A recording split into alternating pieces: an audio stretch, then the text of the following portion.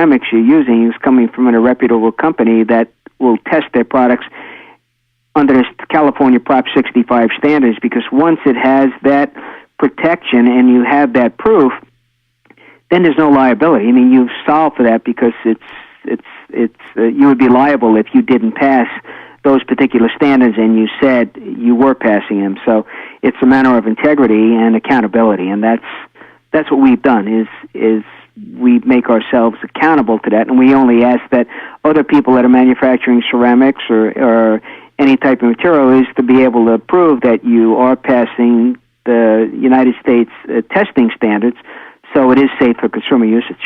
Have you ever surpassed the standards? There's no such thing as surpassing.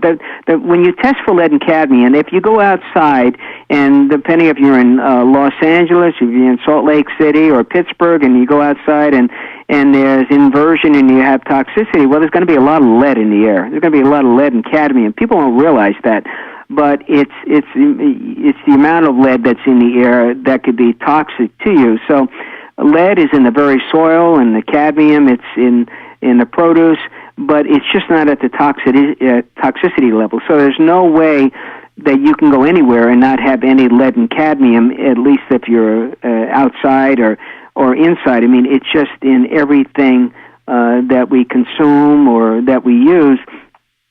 The key is it's got to be below the standards that they set in California, Prop 65 and the FDA standards. So we have always been below those standards. It's when you get above those standards is where you have a problem, based on the guidelines that California and the FDA set up. Well, there are some companies that when they surpass, they go way over. That's a problem as far as the testing goes, but it may not be a problem in the toxicity, depending upon your autoimmune system and how you purge heavy metals from your body. You know, everybody's different, but we've always passed every test for lead and cadmium or heavy metal that we've ever had, going back to 2007. That's great. People say, well, how come it says it's not completely lead-free? Because the testing standards never test to a point of being lead-free. You would have to take that up with the California Prop 65 Commission and FDA. They set the guidelines for the testing. We don't.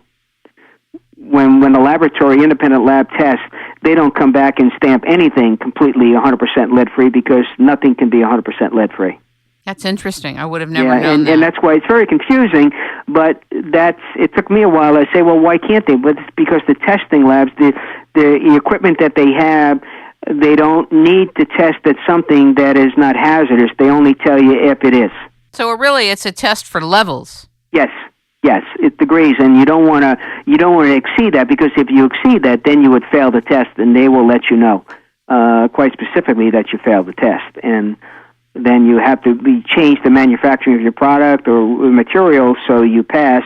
And that's where a lot of toy companies or people who make, baby materials or bottles with BPA in it, they want to make sure that their product is safe. That they don't put the proper testing in place, then how are they going to know? So if you set those standards in the beginning and monitor all along, you're never going to have a problem in coming to the United States that's going to fail, because if you test it before it's shipped, you're never going to have a problem. You just wouldn't ship it if it failed, and that's what I'm saying. A lot of the Chinese government gets in a problem, but it's the United States companies that allow that inferior product to be shipped to the United States. They know. They're not surprised when that product comes here, because they set the standards to have that product made.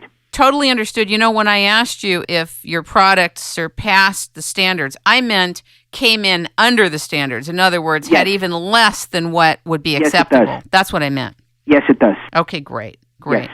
Well, it's a real pleasure and an honor to talk with you. I'm so glad about what you're doing, and I so appreciate what you've created and what you're bringing to us, and the blessing of what's available to us. Ladies and gentlemen, we have been talking with, learning from, and listening to Rich Bergstrom. He is the founder of a wonderful company called Ceramcor.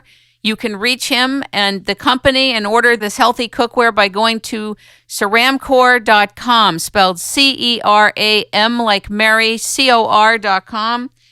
And I really want to thank you for being with us. We hope to have you back in about a year to see what the new developments are. Thank you so much for being with us. Well, thank you, Kim, and it's been a blessing chatting with you, and it's been a real honor myself.